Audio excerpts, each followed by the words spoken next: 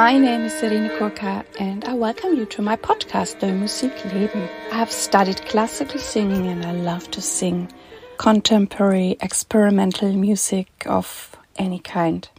And if you would like to know more about me, please look at my website www.irenekurka.de.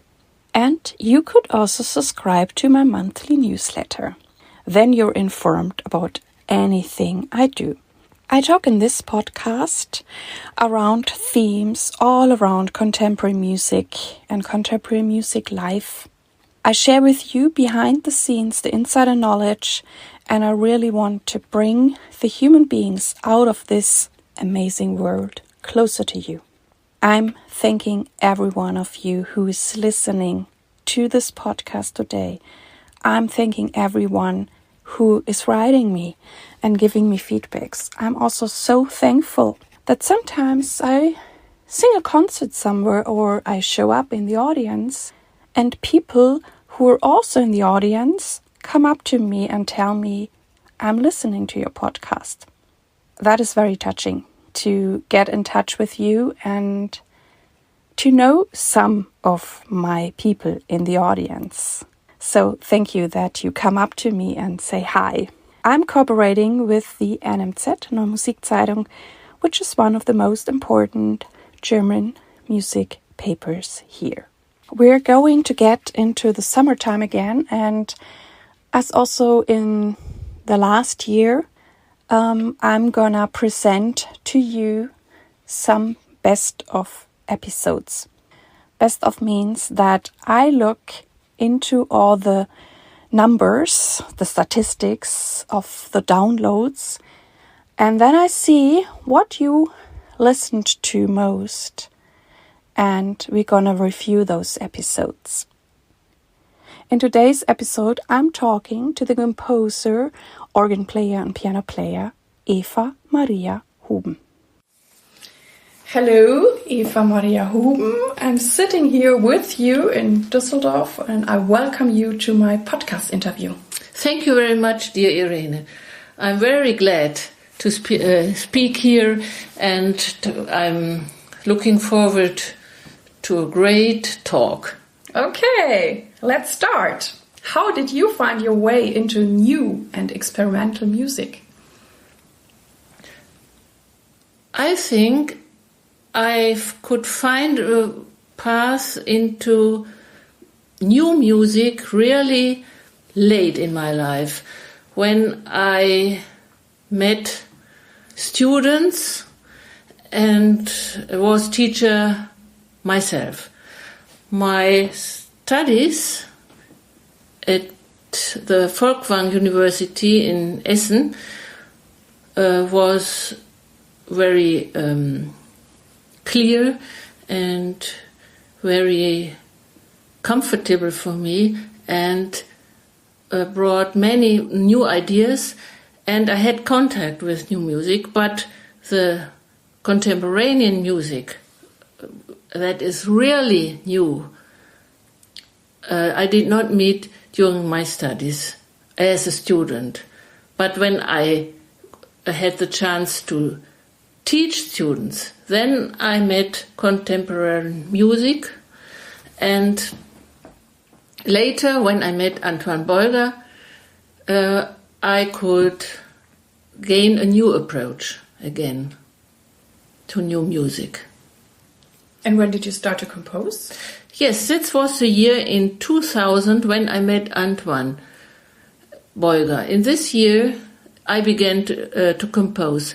And I came to him as a musicologist and during musical researches. And I was very interested in silence in music.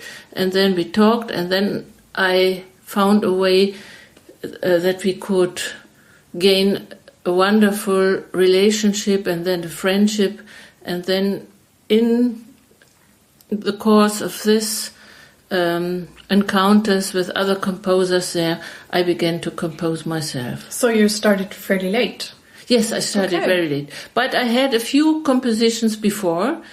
The start was definitely very, very early. But I do not count them as opera for my work. They are not in my list of compositions. So were they many, or was it just like, I don't know, one piece a year or so in the early stages? Yes, or 2 pieces a year, and not so many pieces. Yeah. But when I started with Wandelweiser, I had perhaps 30 pieces before. Yes. Cool. And now you're really active, busy, and many pieces, many great pieces. You're also playing the organ, and you're also playing piano? Yes. Right. Yes, it were my main subjects during my studies of music. And I had this as main. And then I had chant. All pupils and students had to have lessons in singing, and I could not really estimate it, but I did what I had to do. And now my great love has is succeeding, and I gain more and more love to chant. Yes, and I began. 5 years ago, I deepened and I took my studies again, and I have a nice teacher in chant, and now I love it very much. What represents good new music for you? Good new music, you speak about a term of quality, and this is very important, I think, to gain own opinions, to gain own marks of quality. How can you recognize a piece? And for me, it's only for me, I think it's subjective, but for me, a piece gains quality if it trusts in performers. Mm-hmm. If it trusts in their activities and their love to the piece.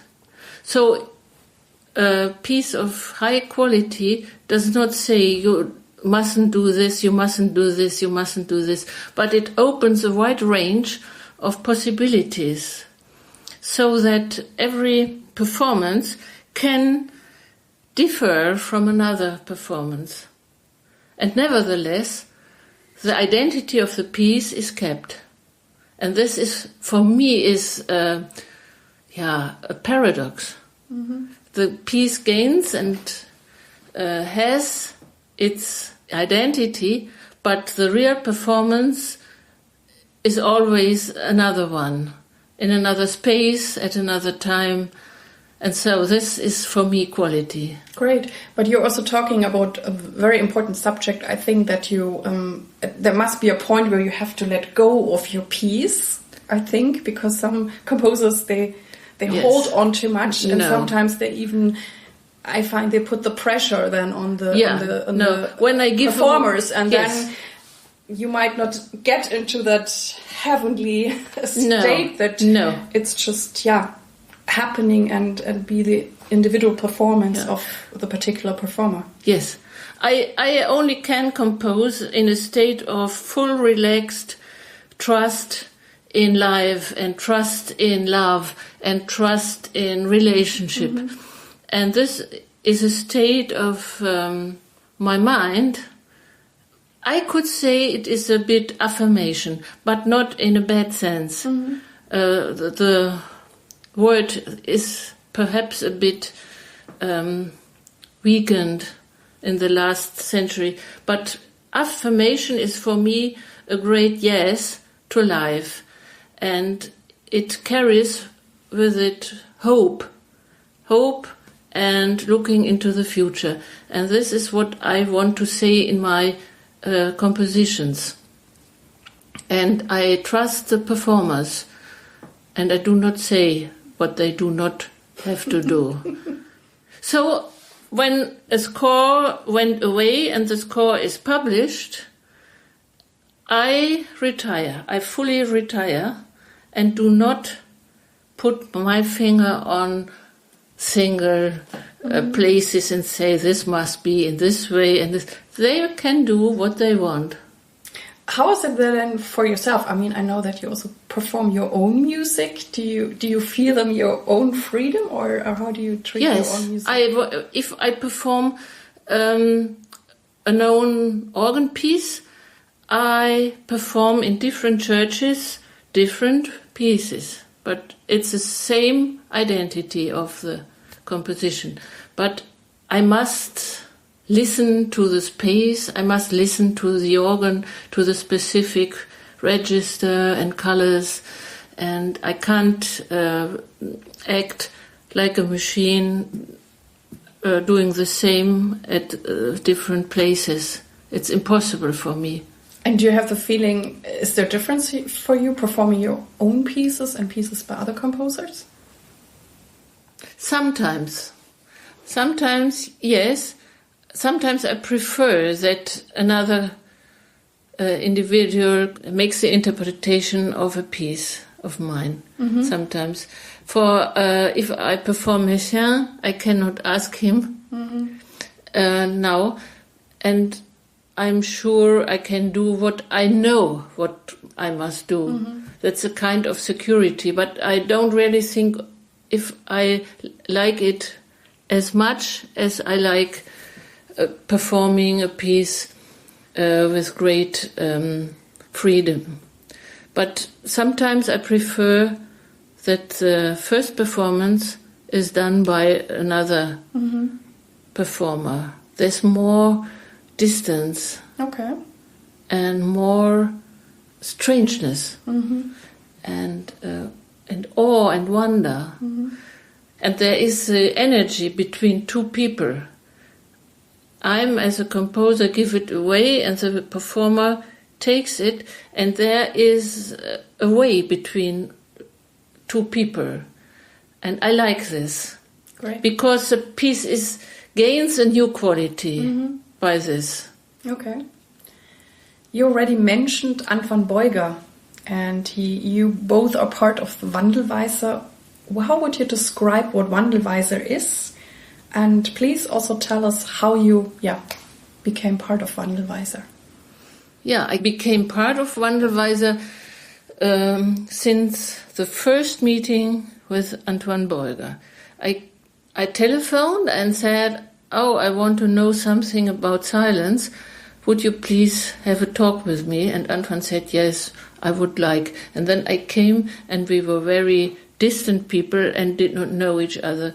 And then during the talk, we knew more and more that we had same ideas and that we could meet very freely and talk about many subjects. And so when I left him, the first step on the path to friendship was done. And then I began to become Wandelweiser. And that was a very important day for me. And what is Wandelweiser? I could say that all composers belonging to Wandelweiser do not really know what Wandelweiser is. That's cool. Yeah, and perhaps this doubts and not knowing anything is a great link between us. We feel that there is a community referring to silence, to meditating, but meditation is not the right word, I think. Perhaps more silence and being very present in this moment of listening. Listening is a very, very good word to describe what they want. They want to invite people to listen, to be here and fully accept their existence in this moment. Perhaps this is a link between them all without defining what it is. I'm sure you cannot listen to Wandelweiser music at the same time when you fully concentrate on a book. and want to read. It's not a music for the background, and it's a music that can fill a room and you are absent, but you cannot do other activities and like reading or... No, I cannot. Mm-hmm. I can sit in the garden and have some sounds of Wandelweise in the background, but I cannot concentrate on other things. I know that you also have been composing a lot for the human voice, and I have been very lucky that I was able to sing a lot of your great music for solo voice with piano, voice with organ. We also did an opera, we did an orchestra piece together. And how is it for you composing for the human voice? What is special or challenging about it? Yeah. When I began to sing again 5 years ago, I think my way to compose changed again, because I have a new approach to the voice. Since last Sunday, I can really speak about it, because I was in a concert Antoine did with his choir Super Dads. Oh, you went there? That's great. I was there, and it was clear for me afterwards. I could not speak. I could not go into a restaurant and talk. I must drive home and nothing, because I had a way into silence afterwards, and I had to think about it, because I fully recognized what made the fascination of the voice for me.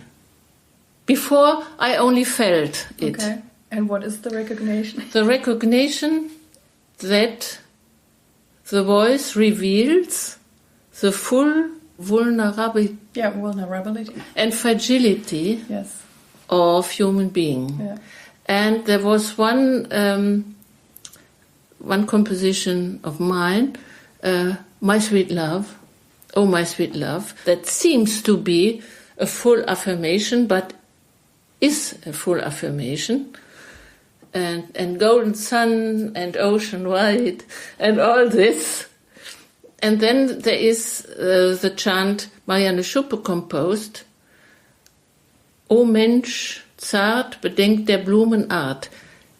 In English perhaps, O man, tender and fragile, think of what flowers are.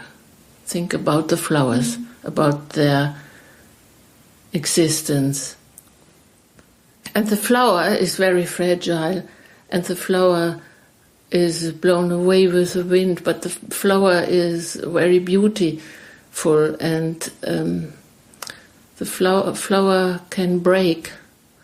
And so the voice shows us our fragility and our encounter with death and with decay, but this is our great chance to be a human being in this decay and going to death, because there is change and there is hope, and we look into future with this, if we fully accept this fragility. And now I'm very clear about this. And I'm very deeply touched by a voice that shows this fragility. And there are some singers of songs, Klavierlieder, who try to cover this. They sing like strong man and never loses themselves, nothing happens and all is sure. But this does not touch me. But if a voice really can let happen the deep fragility and dares to show this, I am really touched, because it's a truth of our existence. A truth of our existence can be revealed. I can totally understand you. I want to tell a story. When I did my first recording with Wandelweise, which was a piece by Antoine, and it was a piece with Jörg and me, Jörg Frey. And we did the recording, and I basically had long notes, and they also were repeated, and then I got the tape, the recording, to listen to it. And I've never heard myself in such a way, because usually, there are other instruments, or there is some rhythm or some text, and there are certain things of the voice you don't hear in other music, how it is composed. So for the first time, I heard my voice in a very pure sense. You could hear how the voice started, if it starts directly or with maybe a little crack or something, how the note developed and how I would go out. And I would, for the first time, hear those things, and I would at first thought, oh my God, this is so imperfect. Yeah. I was shocked, and I thought I could never release such a thing. So I called up Antoine, and I was like, this is not going out. I can't do this. And then he told me, well, this is the process that most people go through when they work with us. It's normal. I can totally relate to you. I had that too when I, started doing things with the flute. And he says, no, it's so beautiful, and it's so human, and it's so fragile, and it's so honest. Please leave it like that. And it really took me a lot of courage at that time in my life. And I was so amazed that this recording, for many people, it really was a statement, and it opened many doors for me, that I was so brave. And now I'm more used to it when I now listen to other recordings I've done for Wandelweiser, but I can totally relate to you, because it was so shocking for me back then. And now I also enjoy those little parts that voices have, or when the sound of a piano is decaying. There's so much happening, and I can really now listen to those things, and I find it very beautiful and honest. No? Yeah, that's it. So now we want to talk about your book, which has come out last year in German, and this year it comes out in the English version, which I'm very happy. The title is Musical Practice as a Form of Life.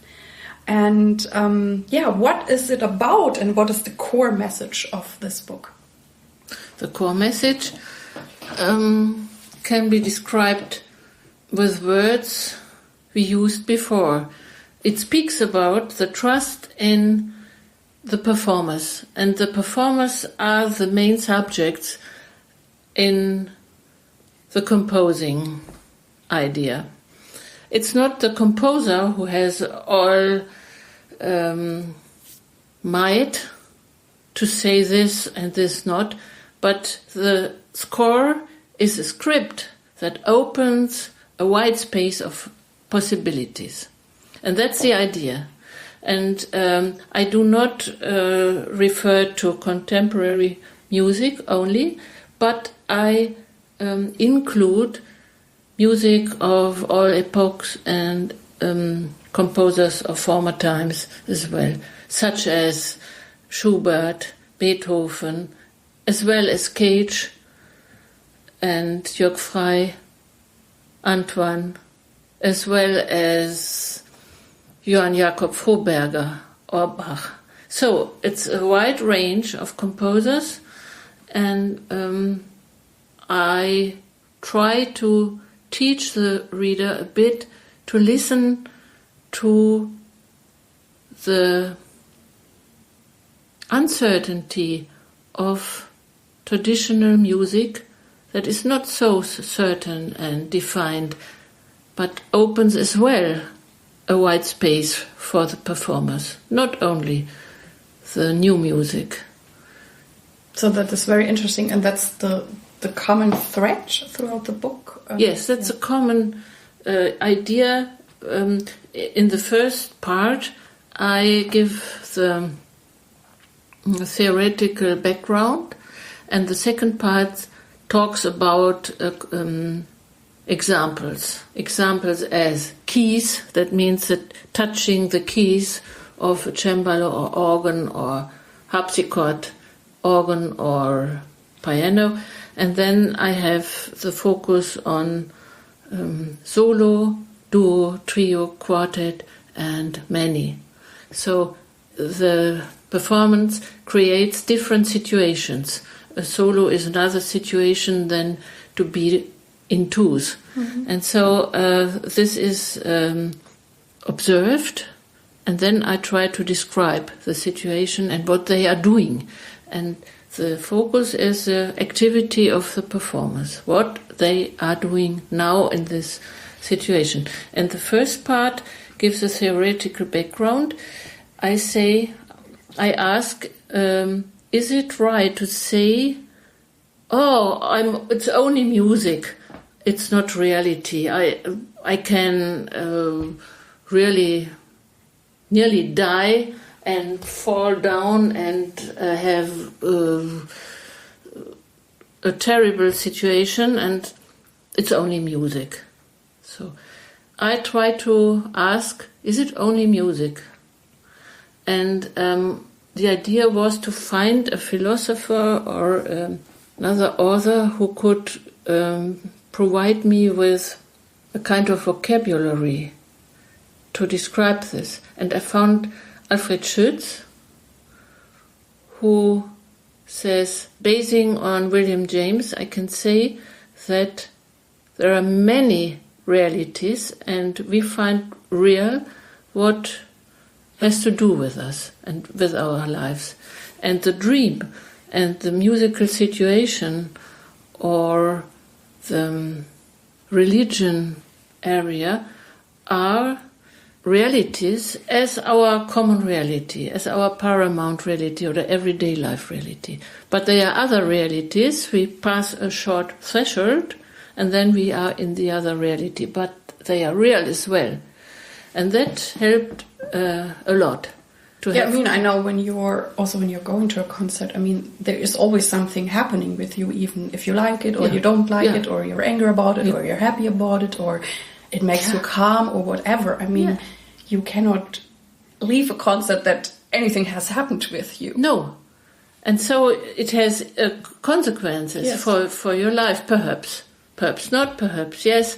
And you have the threshold, you go into the concert, to the wardrobe, give away your coat, perhaps, and then you are in the other world.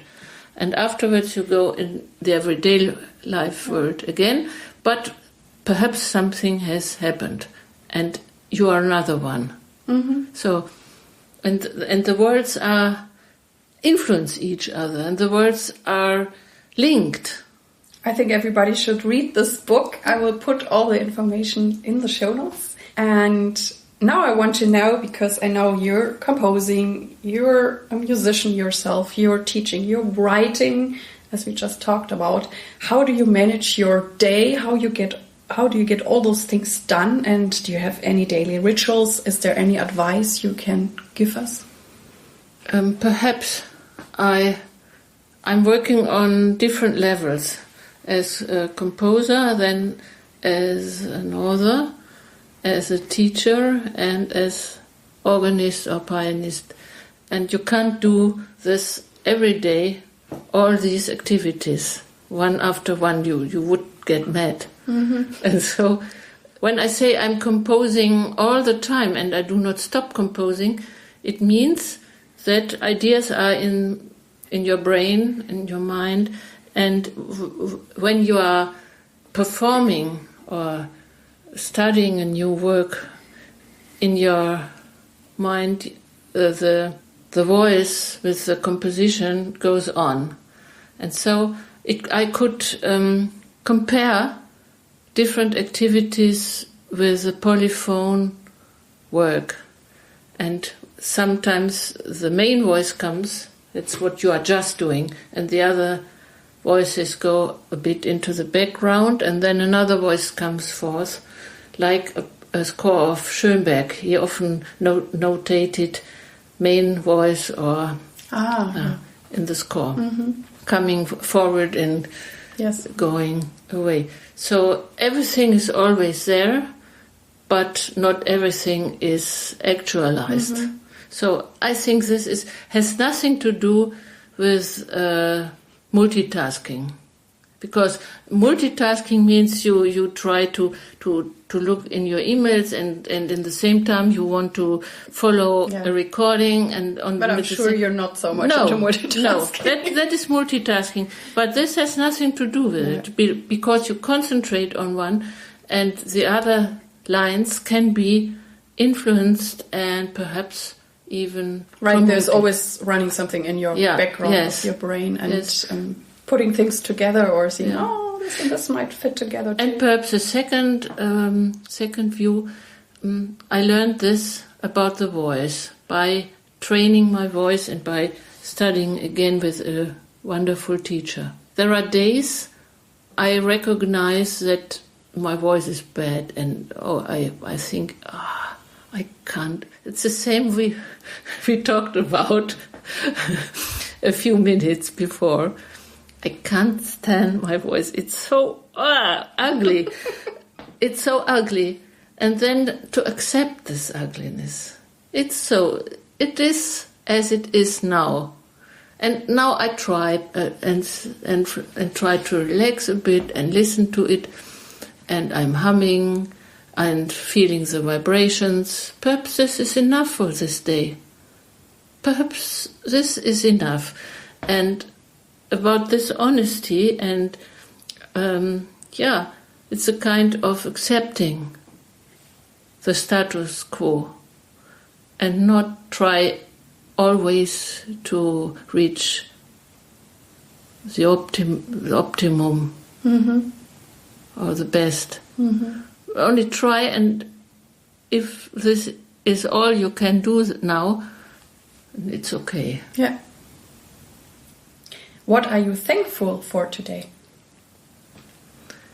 Today or is it... You can answer it however you want to answer it. Thankful.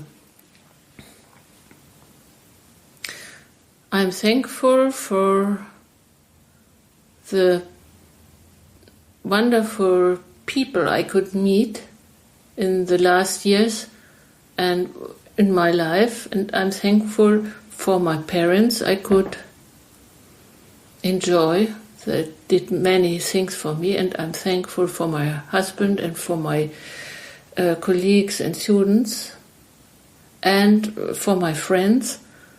That's the first. Also, I'm thankful for the relationships because nobody can do anything without surroundings and connections with other people. This is why I'm very thankful, basically. And not to forget my teachers and my pupils and students. There were wonderful circles of encounters and feedbacks, and which gave new views, opened new perspectives and new sides on life. Yes, and last not least, I'm thankful that I'm here and that if I go, there's a cemetery nearby where my teacher for chant lives. And when I'm a quarter hour earlier than I must go and do not want to disturb the other lesson, I have a short walk on the cemetery. And I often see people who died at the age of 20 or 35, and even 2 or 2 years or 2 months. I think it's not certain that you are still living at your age. You could have died 50 years before. And so every new year is a new present. And if we are 80 or 90, we can think in the same way. Every year is a new gift for us. And I'm thankful for this. What does it mean for you to be true to yourself or authentic in the music business, and how do you keep true to yourself? This question touches the questions we have discussed before. And I think I'm true to myself if I do not try cover my legs and to cover my roughness of voice. And if I try and to dare trust and fragility, then I'm authentic.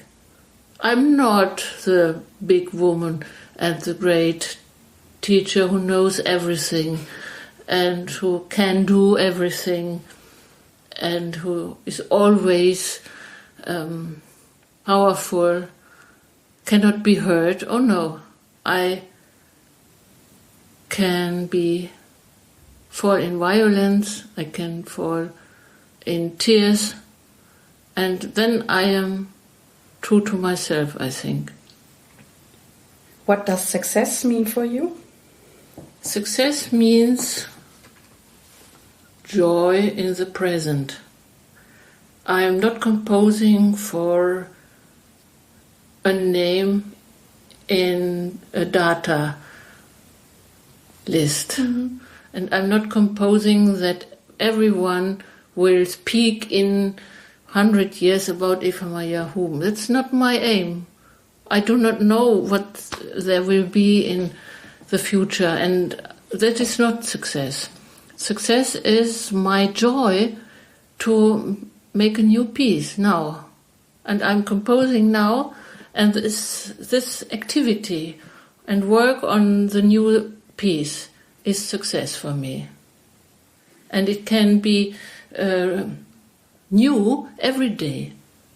It can be new. This is success, to have ideas and to realize them without knowing what will happen to the piece. And there you let go again. Yes. And that's the way, because I never change old pieces. They are done. And if performers think they are worth to be done again, they shall do. But I do not like to work on past pieces. Not because I'm not estimating them. No, I estimate them. They are in my list. But I prefer to work on new ones. And this is the success, to step forward piece by piece and to do your work. That's what Cage said. I'm only doing my work. And I can fully understand what he means. What drives you forward? Do you have a vision? Yes, I have a vision. The last piece, or the piece I'm composing now, has a text for the performers and how to perform. And the text is not you must do this, but it is a poetic text. And it describes my vision. It says, I had a dream, and I know this perhaps said Martin Luther King. But okay, it's a quotation. I had a dream. And then I tell, and I'm still dreaming, that we are all saints in the heaven on earth, full of awe, full of wonder, full of friendship and full of love. And then follows a quotation I learned in the concert Antoine gave with Superdads on last Sunday, a quotation of Yoko Ono. A dream, we dream alone, remains a dream. But a dream, we dream together, is reality. And then the last sentence is the sax. It's a piece for saxophone solo. The sax becomes a voice. And so that's my vision. Great. It's formulated in this last piece, Dreaming Legions. I love that. We arrived at the last question. Maybe you even can top it now. We already got so much precious informations and impulses from you. Which tip would you like to give young artists? I would tell them that it is important to be true to oneself and not to do things that run against their own personality and against their own opinions and ideas, and not to give away the trust in other people and friends and performers. Trust is the way that we keep together and that we keep in touch about the things we must do. And without trust we cannot reach anything in the world. In this trust, young people who are now going on the streets and cry their feelings about the climate, and the old people who say the same, the generations come together and they encounter, and they can say only this on the basics of trust. That I would say. And on this grounds, you can be creative and you can do things and can compose and can. If you have not this ground, you cannot do anything. Well, thank you so much. I'm very moved, and thank you so much for being here. Oh, thank you, Irene. I was very happy to talk to you. So this was the interview with Eva-Maria Houben. I hope there was lots of inspiration in it for you, and I'm looking forward to hearing from you. You can write me through email, through Facebook. I really love to be connected with you. Thank you that you tuned in with me today, and I really hope that you liked it and it inspired you. And I would be so happy if you would share this podcast or even this special episode today with your friends and colleagues. Thank you. I wish you all the best. Live your music, live your life, and see you next time. Yours, Irene.